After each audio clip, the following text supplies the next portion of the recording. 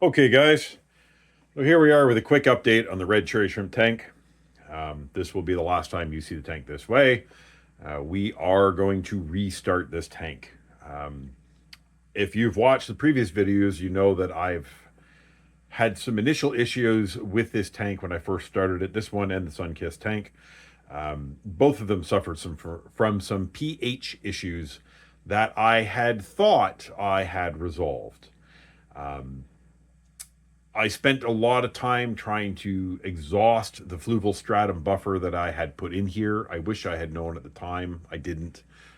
Don't use fluval stratum if you're using neocaridinus. It's probably not going to work well for you. It certainly didn't for me. Fluval stratum buffers the water down to a lower pH, and it pulls all of the carbonate hardness out of the water. I combated that for quite some time by having dead coral in here, pieces of dead coral, crushed coral in the filter. At one point, I had a bag of crushed coral in here. Thought I had exhausted the buffering capabilities because the tank seemed to have stabilized. Um, I had a real critical eye, real critical examination of both this tank and the Sunkist tank recently, and decided that I wanted to restart this and do a proper dirted planted tank.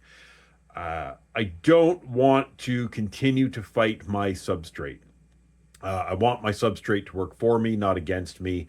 And the substrate in this tank is very much working against me. Now, understand the shrimp, the fish, the plants, everything about this tank is healthy. It's established. There really is nothing wrong with it other than the pH is really quite low. Now, I'm not one to chase parameters. I will always tell you that stability is the most important thing. I have an opportunity right now to correct a mistake that I made that is eventually going to cause me problems down the road, and that's what I'm going to do. I took a few readings out of this tank recently. I rarely do.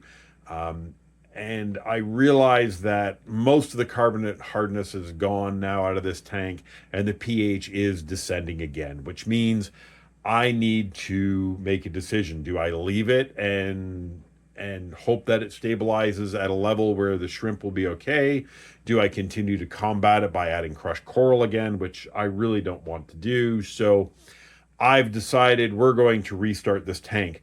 Now, I'm filming this after I've already ripped out some of the plants in here. I've pulled some things apart to put it into their new home because I need their new home up and running for a few weeks before I can transfer them over. So we'll have that video out in a little bit with the build of the new tank and the setup. But I just wanted to share with you guys, this is where we are with this tank. It is doing well. There are babies in here. There are very good shrimp in here. That hasn't been a problem, but I feel like the survival rate is lower than possibly it should be. I don't see as many babies in here as I would expect after the amount of time that this tank has been set up. So I just want all my tanks on an equal footing. So I don't have to think about different variables for different tanks. So let's do them all the same. We'll do all dirted, all planted tanks. I don't have to worry about buffering substrates or any of that nonsense. So that's where we're at. The tank is happy, healthy. Shrimp are breeding, but we're going to make some changes for the better in the long run. In the short term, it's probably going to hurt the reproduction rate a little bit, and we'll have to get them climatized and set up in their new home. But that's where we're at, guys. Just a short video to let you know we're restarting this tank, even though maybe we don't absolutely have to. But I think it's time. I want something more permanent that I don't have to take apart again in a year, which I would definitely have to do with this tank. So that's all for now, guys. We'll see you in the next one.